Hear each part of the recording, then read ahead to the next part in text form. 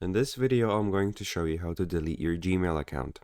It is important to know that Gmail is a part of Google, so deleting your Gmail account will also delete your Google account.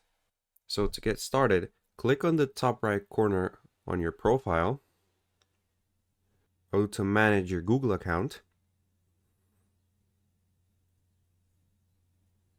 On the top right, click on the magnifying glass and type in delete.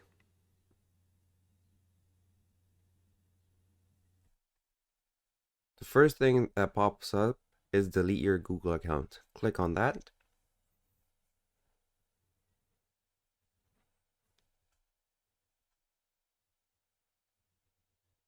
Here, check everything that's going to be deleted, all the apps, all the data.